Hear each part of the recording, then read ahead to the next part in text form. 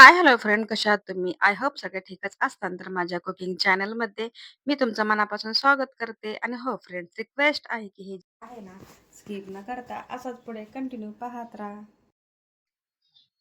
रेसिपीला सुरुवात करण्याच्या अगोदर तुम्ही माझ्या चॅनलला सबस्क्राईब केलं नसेल तर प्लीज माझ्या चॅनलला सबस्क्राईब करा आणि जेवढं होईल तेवढं शेअर आणि लाईक करायला विसरू नका. तर मी तुमच्यासाठी एक रोज नवीन छान-छान अशी रेसिपी घेऊन येत आहे. तर आजही घेऊन आलेली आहे. तर चला तर मग वेळ न घालवता रेसिपीला सुरुवात करूया. तर तुम्ही थंबनेलवरून किंवा टायटलवरून ओळखलेच असेल, की आज आपल्या रेसिपीमध्ये कोणती अशी खास रेसिपी आहे, की जेणेकरून आपण पण ती रेसिपी ट्राय केली आहे. तर तुम्हाला आता माहितीच आहे, की आता व्हायरल झाली, खूप व्हायरल झालेली आहे एक रेसिपी. आता म्हणलं सगळेच बनवतात, तर म्हणलं आपण कशासाठी मागे राहायचं. चला तर मग आपण ही रेसिपी ट्राय करूया.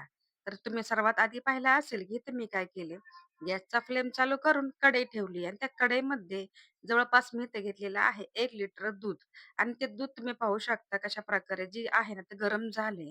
आता त्याच दुधामध्ये मी काय केले, थोडे-थोडे असे काजू आणि बदाम ॲड केलेत. आता जेवढे तुम्हाला काय ड्राय फ्रुट्स हवे, ते तुम्ही ह्याच्यामध्ये ॲड करू शकता. आणि त्याच्यासोबतच आपण इथे काय केले, अर्धा चमचा इथे मी घेतलेला आहे इलायची पूड. आता ते सर्व काय आहे ते मिश्रण एकसारखं करून घेतले आणि त्याच्यानंतर थोडीशी मी काय साखर ॲड केली. आता साखर जवळपास आहे ना 1 लिटरला मी केलेला आहे छोटा 1 कप साखर ॲड. कारण नंतर काय होतं माहिती आहे का, जसं-जसं दूध आटेल ना, तशा पद्धतीने काय होईल, की ते म्हणजे ते साखरचं प्रमाण आहे ना, खूप गोड असं होतं, की त्यासाठी टाकताना साखर म्हणजे मीडियममध्ये टाकायची. आता आपण बनवते गाजरची रसमलाई. त्यासाठी ना रस तर तयार झालाय. आता मलाई आपण बनवूया.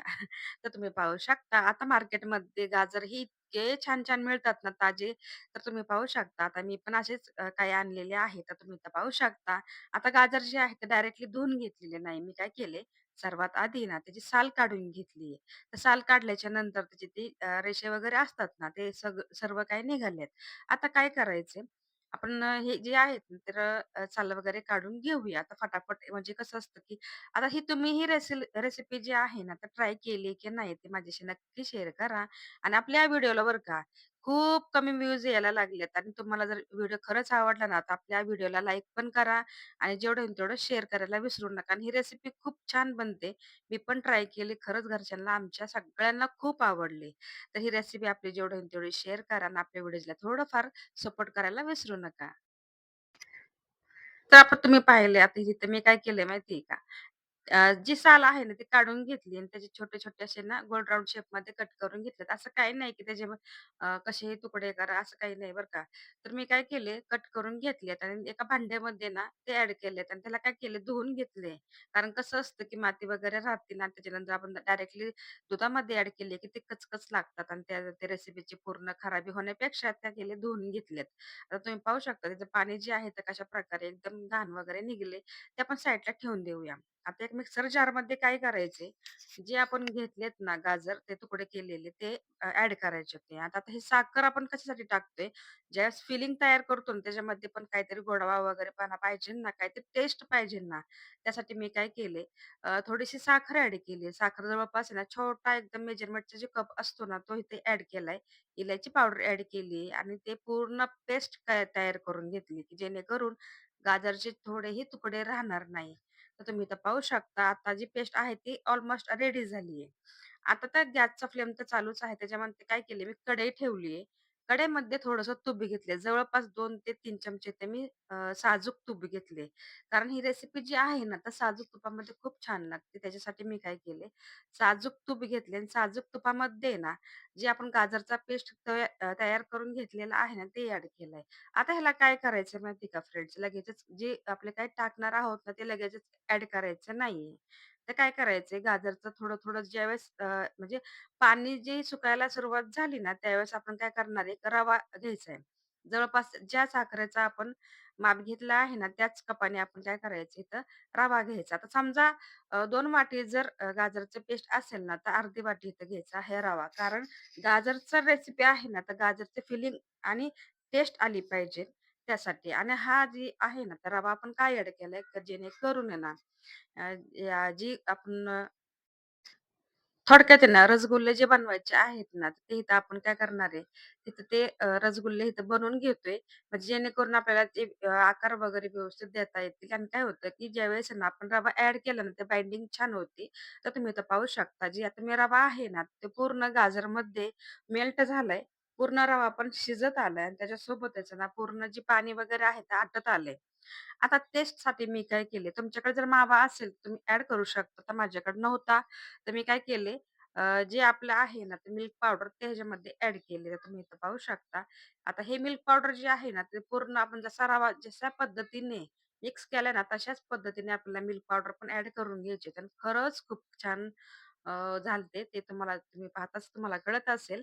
आणि हो, इथं मी कसलाही म्हणजे आर्टिफिशियल इथं कलर यूज केलेला नाहीये. जे आपले आहे ते नॅचरल कलर आहे.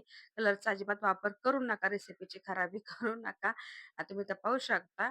आपलं जे आहे ना आता ते म्हणजे एका प्लेटमध्ये काढून घेतले. आता काय करायचं, ह्याला ना थंड होण्यासाठी ठेवून देऊया. आता हे जी गाजरचे काय वगैरे आहे ना, तर आता काय करायचं, ह्याला थंड होण्यासाठी ठेवून देऊया. आणि आता काय थोडंफार कोमट झाले. आता काय करायचे, तुम्ही थंड झाल्याच्या नंतरही बनवू शकता. असं काही नाही, की कोमट झाल्याच्या नंतर गरम-गरम राहायला पाहिजे, असं काही नाही बरं का फ्रेंड्स. तर तुम्ही पाहू शकता आपले जे रस आहे ना, ते गुल्ले वगैरे सगळे तयार झालेत. आता मी काय केलंय इथं, एक काचेचं भांडं घेतले, त्याच्यामध्ये थोडीशी जे आहे ना, तर रस ॲड केलाय. आणि त्याच्यामध्ये जे आता रसगुल्ले वगैरे आहे, ते सगळं टाकून घेते. जसं तुम्हाला जमतील तुमच्या पद्धतीने तुम्ही इथं ह्याला दाखवू शकतात. आता मी काय केलं ह्याच्यामध्ये, मस्त असे बनवून घेतले आणि फटाफट आहे ना आपल्या प्लेटमध्ये ॲड केला. तर ह्याच्यावरती ना थोडंसं गार्निशिंगसाठी तिथं मी घेतलेलं आहे. जी आपण दुधाची रस वगैरे बनवलेली आहे ती वरून ॲड केली. आणि थोडेसे ना आणखीन जे काजू बदाम आहे आणि पिस्ता ते त्याच्यामध्ये ॲड केलेत. आणि तुम्ही पाहू शकता कशाप्रकारे ही जी रेसिपी आहे ना, तर खूप छान बनली. आणि हो, खरंच ही व्हायरल झाली म्हणजे असं नाही की उगाचच झाली. काहीतरी, काहीतरी हटके असणार ह्याच्यामध्ये ना. कारण खरंच खूप म्हणजे मी जशी बनवली ना, तर मी पाहिलं की ही अशी काय, म्हणजे प्रत्येक म्हणजे एवढी का व्हायरल झाली आहे.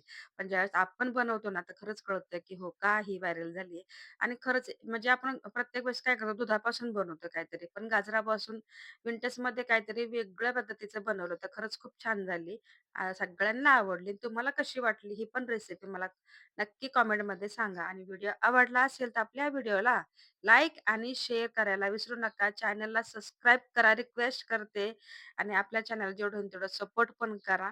भेटूया नेक्स्ट व्हिडिओमध्ये. आणि हो, खरंच खूप धन्यवाद करते ज्यांनी हा माझा व्हिडिओ पाहिला असेल ना, तर भेटूया नेक्स्ट व्हिडिओमध्ये. तोपर्यंत स्वतःची काळजी घेत राहा. सर्वात महत्त्वाचं खात राहा, आनंदात राहा, हसत राहा.